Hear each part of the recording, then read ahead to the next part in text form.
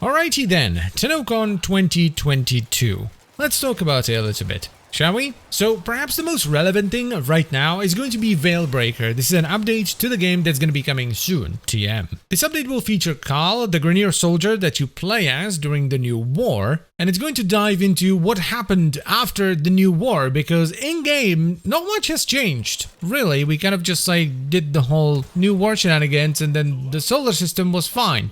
There was just like one extra bounty there. So I'm excited to see what that's all about. Next on the menu is of course the Duvety Paradox, something that has been teased for a very long time, and it's apparently coming in winter 2022, so later this year. And it's about the Drifter and the Thrax, and it takes place before the new war, and you have a horse with wings, a Pegasus perhaps, and there's a big worm, and we were shown a stealth section? Like, I really don't understand the Duvety Paradox, and the more they show, the less I understand it. Like, honestly, if you were to show the gameplay footage, let alone any of the trailers, to an X amount of people, how many of those people would you expect to go, yeah, that's Warframe, alright? Yeah, for sure.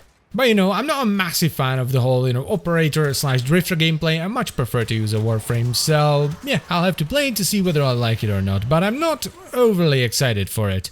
I'm definitely more excited about the Veilbreaker stuff. Then there was a little bit about crossplay yet again, and they're still working on it, but they're actually starting to take action, because starting on the 29th of July, they're going to be syncing Barakateer's inventory, so he's going to have the same set of items on every console. This is just a good thing overall. Having cross-save and crossplay is going to be just a good thing for the game. Then we got some new Warframe stuff, starting off with Cora Prime, which just released in Prime Access. So we have Cora Prime with Hystrix Prime and Dual Keres Prime, as well as Venari Prime, and I will make a video about this tomorrow. But we also saw a concept for the wolf-inspired frame, which looked really good. And we actually got an animated short that introduced what is going to be our 50th frame, Stianax. And from what I can tell from the animated short, it looks like it's going to have an exalted weapon, because it looks like it was fighting with an exalted spear and a shield.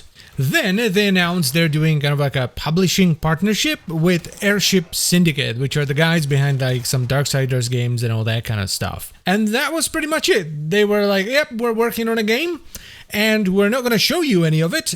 So yeah, we're partnering up and you're going to have to wait until the Game Awards to see the game that we're working on. And finally, we have the big thing, and I can't show you any of it because half the trailer for it is just a shot of a naked arse, Soulframe, Steve's new game, which means he's also stepping down as the creative director of Warframe and is going to be replaced by none other than the one and only Rebecca Ford. And neither of those two things were that big of a surprise to me. It's not that hard to believe that Steve has done everything he wanted to do with Warframe and wants to create something else, and it's also not that hard to believe that they would pick Rebecca to replace him.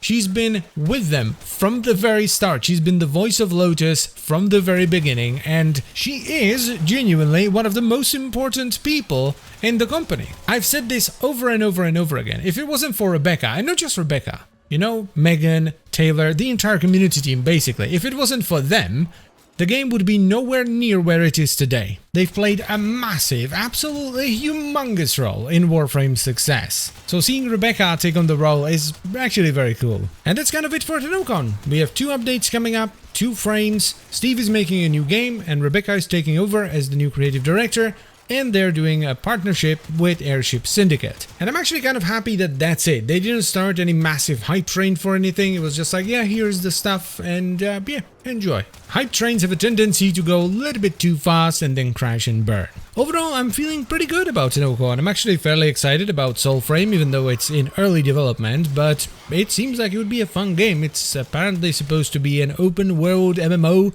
that's focused on melee combat and specifically like PvE melee combat. So I'll definitely give it a try in however many years it takes it to come out, because as I've said already, it's in early development. So it's probably a few years out still. But yeah, overall, I'm satisfied. So that's pretty much it for the video. I thank you very much for watching. As always, guys, let me know what you thought about Tennocon in the comment section down below, and I'll see you next time.